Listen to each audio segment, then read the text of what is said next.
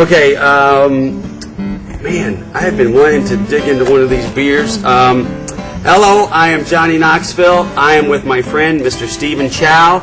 Welcome to One Bourbon, One Scotch, and One Beer. And I think you've seen this before. And, you know, usually we drink beers and talk and, you know, confabulate like two old women. But now you were one time the head of Fox. How did you first get into show business, and what was the ascent? So I'll give you a quick nickel rundown. But I graduated. I'm going to have a shot while you do. Okay, I graduated from Harvard in '77, and then Harvard. Wow. And then I went to I was in Greek and Latin, and then I went to work at the National Enquirer, and maybe that was where I picked up my showbiz desire. But how was that? It was heaven. It was just like so much fun to do that. How old were you when you were doing this? I was 21 and 22 at the time. Just full driving all over the world with a budget and a huge budget and credit cards, which was kind of a new concept to me at the time. And I did that for 2 years, and I kind of said, well, I'd like to go work at the New York Post or the Wall Street Journal or the Washington Post, just a newspaper job now.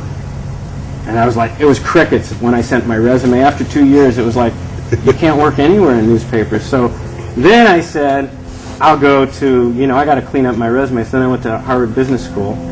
And then I said, well, I really want to get into showbiz.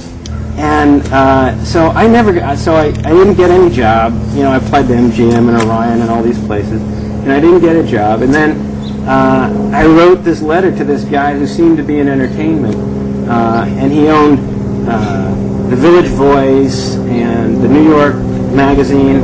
And you could tell that he was like pushing towards entertainment, and his name's Rupert Murdoch. So I wrote a letter. Yeah, I wrote a letter. And after I'd been rejected by everybody, I got this phone call one day that said, "Hey, Rupert here. You know, so what do you want to do?" And I said, "I'd like to get a job." And, you know, I interviewed him the next day. He offered me a job, and he said, "You know, I'm going to start a network in the United States, so just come along for the ride, and you'll be part of the process." And I said, "Great. Timing. Done. Yeah, done." All right, hold on. I'll take this one. All right. So he said, "You never worked on TVs," but I said, "Well, then what do I do?" He said, "Go make TV," which was kind of this crazy logic. And then I said, "But I've never made TV. How am I going to make TV?" So I'd had a few of these crazy ideas in my head because I'd been trying. You had more than a few of those. Yeah.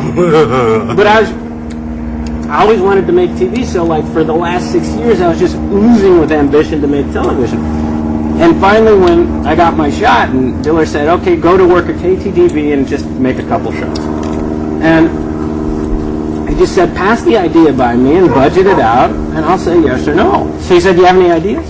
I said, "Well, you know, there's this thing that's been in my head, and I don't really know how to do it, but here's the idea. I'd call it electronic lynching." He goes, "Okay, what does that mean?" It's like, what it means is, I just figured, you know, we'll catch the criminals, hang them high. You know, it's kind of like television. We can catch people really quickly. And he goes, "Keep going." I said, "Well, you know, the idea is, you ever been to the post office and you see those most wanted things and they're all turning yellow because nobody's ever catching those guys, so it's the same guys for year after year that you go into the post office. I figure you just kind of put those images up in front of the television, we're bound to catch more people than the post office does." And he goes, "Okay, give it a try. How much does it cost?" I said, "Well, I don't really know. I've never made TV before." And he said, "Well, budget it out." I was going to ask you. Yeah, right. So he said, "Budget it out." And so I was like, did my stupid budget and hired a director who was really talented. And I said, "It's going to cost $40,000. Now, mind you, in this day, in 1987, when I made it, the average cost of a pilot was somewhere in the $400,000 to $600,000 range. Did you know that at the time? I had no idea. I had no clue. So off I went, and I made this pilot with this very talented director, and I made it, and it ended up costing actually 50 grand, okay? So I made the pilot, and it was 50 grand, and I said, so I was showing it to Barry, and he said, pretty good, pretty good. He goes, how much did it cost? I said, it was 50 grand. He slammed the table and he looked at me and he goes, $50,000.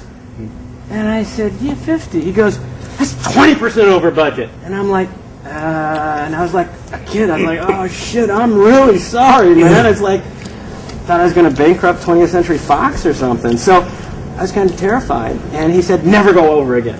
But did he like the show? Yeah, he did. But I couldn't really remember that part of it. All I remembered was, you're such a fuck up, you went 20% over budget. But the pilot was amazing because it was like, it scared the crap out of you, and yet it took you all the way around to the point of, I'm going to call for action, I'm going to call this 800 number, and we're going to catch that bad guy, and we're going to show him on TV. Right.